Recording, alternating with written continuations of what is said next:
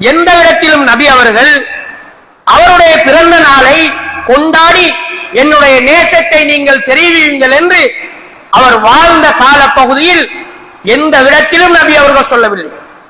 மதீனாவிலே அவருடைய ஆட்சி தான் அங்கு இருக்கிறது. யாரும் வேறு விடயங்களை கதைக்க முடியாது. அவர் அன்றைக்கு ஒரு அரசாங்கத்தை நடத்துகிறார். 13 வருட காலம் அவருடைய முழு கொண்டோரிலும் அந்த மதீனா இருக்கிறது. அன்புக்குரியவர்களே, தான் வாழ்ந்த கால பகுதியிலே எங்கே 13 வருடங்கள் ரசூலுல்லாஹ்வுடைய பிறந்த நாள் வந்திருக்கின்றது. ரசூலுல்லாஹி ஸல்லல்லாஹு அலைஹி வஸல்லம் அவர்கள் எங்கேயாவது ஒரு இடத்தில் இன்றைக்கு என்னுடைய பிறந்த நாள், நீங்கள் எல்லோரும் இதை கொண்டாடுங்கள் என்று ரசூலுல்லாஹ் சொன்னார்களா? இல்லை.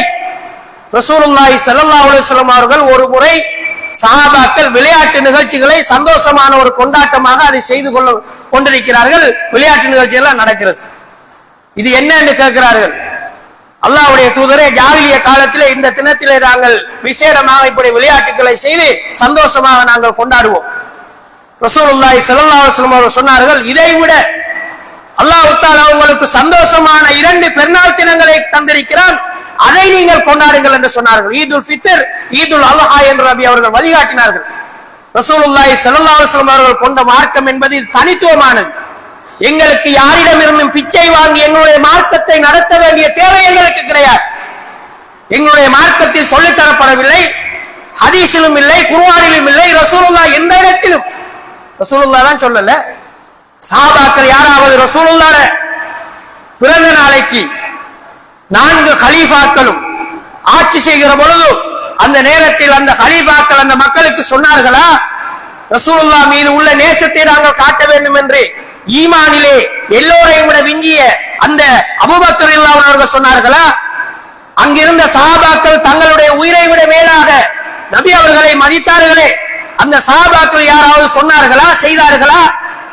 யாராவது செய்ய அங்கீகரித்தார்களா? அந்த மேடைக்கு போய் அலங்கரித்து அவர்களுக்கு வாழ்த்து தெரிவித்தார்களா? அனுசரணை வழங்கினார்களா? கிடையாது.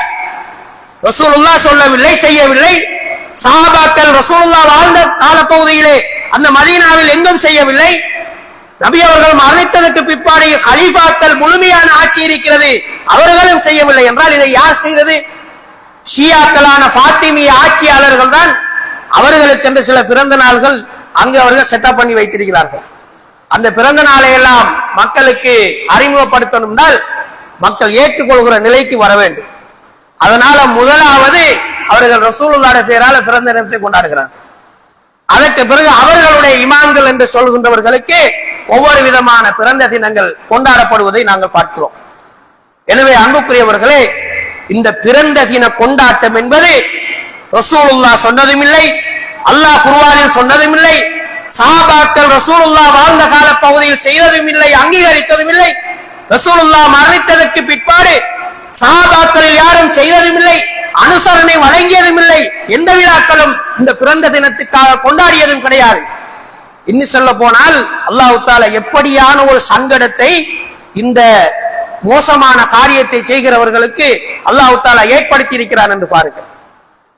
ரசூலுல்லாஹி ஸல்லல்லாஹு அலைஹி வஸல்லம் உடைய பிறந்த தினம் தொடர்பாக வரலாற்று ரீதியாக ஆதாரபூர்வமான செய்திகள் எதுவும் கிடையாது.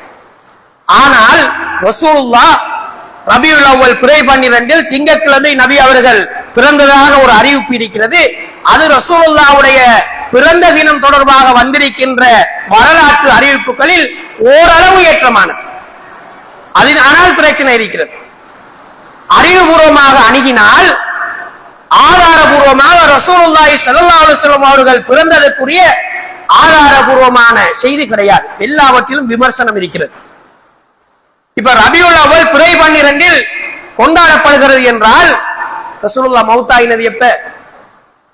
அதே ரபியுல் அவ்வல்ல பிறை 12 ரசூலுல்லாஹ் மௌத்தாயினார்கள். அப்படி என்றால் அந்த தூதர் பிறந்த நாளிலே மரணித்திருக்கிறார்கள் என்றால் நீ பிறந்ததை கொண்டாடுகிறாயா, இறந்ததை கொண்டாடுகிறாயா? எனவே அன்புக்குரியவர்களே, ஒரு சமூகம் இந்த உலகத்திலே தலைவருடைய இறந்த நாளில் பிறந்த நாளை கொண்டாடுமாக இருந்தால் அது இந்த விதத்தை செய்கிற சமூகம் தான்.